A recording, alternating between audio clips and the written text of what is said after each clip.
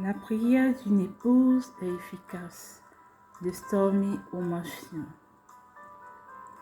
Le langage suprême de l'amour. Quelque chose d'étonnant se passe dans notre cœur quand nous prions pour quelqu'un d'autre. La dureté finit par fondre. Nous devenons peu à peu capables de dépasser nos blessures et de pardonner. Nous parvenons même à aimer la personne pour laquelle nous prions. C'est un miracle. Cela se produit parce que lorsque nous prions, nous entrons dans la présence de Dieu et qu'il nous remplit alors de son esprit d'amour. Quand vous priez pour votre mari, l'amour de Dieu pour lui vous envahira de plus en plus. Plus encore, vous verrez que lui aussi vous aimera davantage, sans même qu'il sache que vous priez pour lui. Tout cela parce que la prière est le langage suprême de l'amour. Elle communique comme rien d'autre ne peut le faire. J'ai vu des femmes qui n'éprouvaient plus aucun sentiment pour leur mari, constater qu'au fur et à mesure qu'elles priaient, ces sentiments renaissaient en elles. Il arrive même que leur amour reprenne vie après une seule prière sincère et profonde. Parler à Dieu de votre mari est un acte d'amour. La prière fait monter l'amour et l'amour incite à prier davantage. Ce qui appelle encore plus d'amour. Même si vos prières ne sont pas totalement désintéressées, vos motivations seront de moins en moins égoïstes. Au fur et à mesure que vous priez, vous verrez que vous manifesterez plus d'amour dans vos réactions.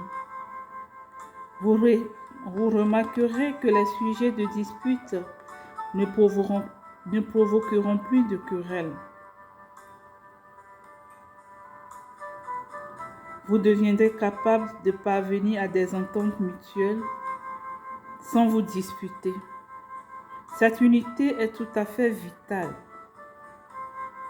Quand nous ne sommes pas unis, tout s'écroule. Jésus a dit, tout royaume divisé contre lui-même est dévasté, et toute ville ou maison divisée contre elle-même ne peut subsister. Matthieu 12, verset 25. La prière amène l'unité. Même si vous ne priez pas ensemble. J'ai vu des moments de grande tension entre mon mari et moi, transformés par le simple fait que j'ai prié pour lui.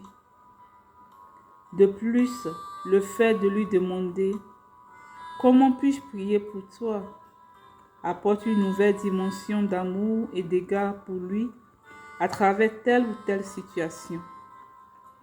En général, mon mari marque une pause et prend le temps de me répondre avec pas mal de détails, alors qu'autrement, il n'aurait rien dit. Je sais que même des maris non chrétiens réagissent positivement quand leur femme leur pose cette question. Le point capital est qu'en tant que mari et femme, nous ne voulons pas voyager sur deux routes différentes. Nous voulons plutôt avancer sur le même chemin.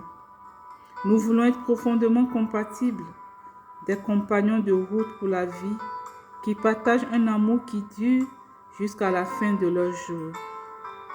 La prière, langage suprême de l'amour, peut faire de ce désir une réalité.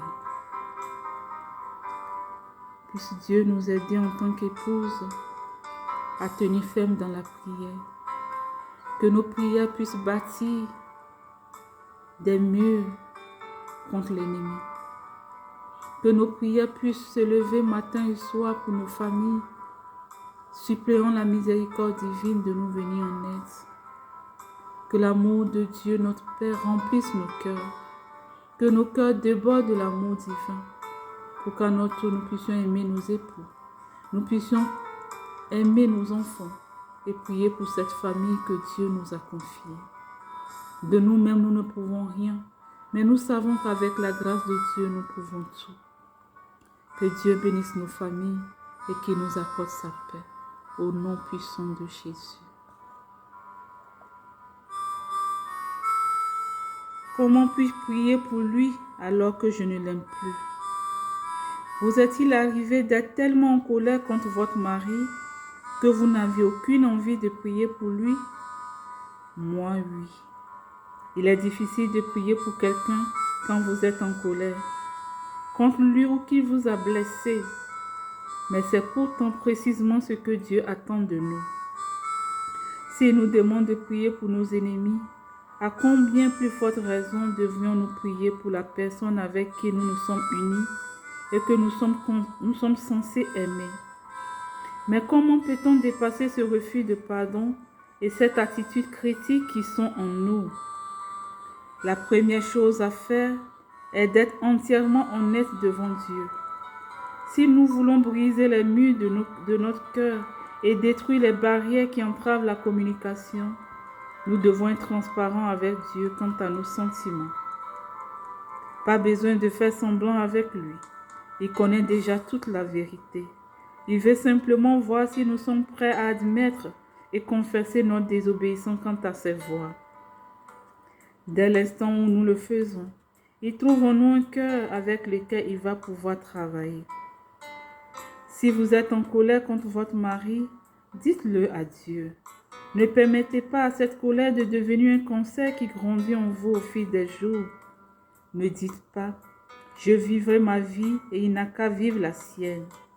Il y a un prix à payer quand nous choisissons d'agir tout à fait indépendamment l'un de l'autre. Toutefois, dans le Seigneur, la femme n'est point sans l'homme, ni l'homme sans la femme. 1 Corinthiens 11, verset 11. L'un ne saurait être indépendant de l'autre.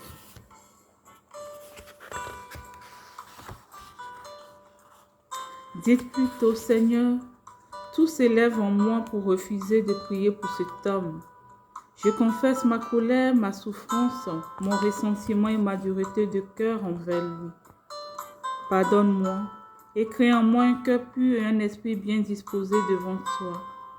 Accorde-moi un esprit de pardon et une attitude renouvelée positive, joyeuse et pleine d'amour envers lui. Là où il a fait fausse route, révèle-le-lui et convainc-le à ce sujet. Conduis-le par tes chemins de repentance et de délivrance. Aide-moi à ne pas me tenir à distance dans mes émotions, mes pensées ainsi que physiquement à cause d'un manque de pardon. Là où l'un ou l'autre d'entre nous a besoin de demander pardon à l'autre, aide-nous à le faire. S'il y a quelque chose que je ne vois pas et qui ajoute au problème, révèle-le-moi et aide-moi à le comprendre. Éloigne toute brèche de confusion qui a pu contribuer à une incompréhension ou à une mauvaise communication. Là où un comportement doit changer chez l'un ou l'autre, je te prie de nous aider à être capables de le réaliser. Je reconnais que je voudrais m'accrocher à ma colère envers lui, parce qu'elle me semble tellement justifiée. Mais je vais faire ce que tu veux que je fasse. Je t'abandonne tous ces sentiments.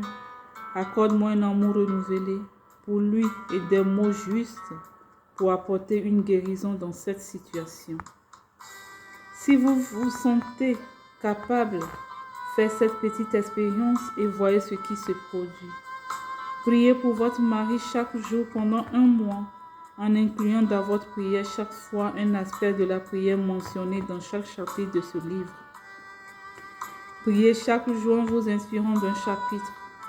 Demandez à Dieu de répandre sur lui sa bénédiction et de vous remplir tous les deux de son amour.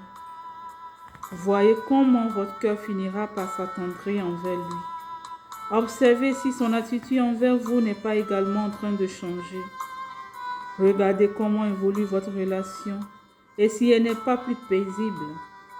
Si vous avez du mal à vous engager à prier aussi, pensez-y du point de vue du Seigneur. Voir votre mari avec le regard du Seigneur, non seulement comme votre mari, mais comme un enfant de Dieu. Un fils que le Seigneur aime peut s'avérer être toute une révélation. Si quelqu'un appelait et vous demandait de prier pour son fils ou sa fille, vous le ferez, n'est-ce pas? Eh bien, Dieu vous le demande.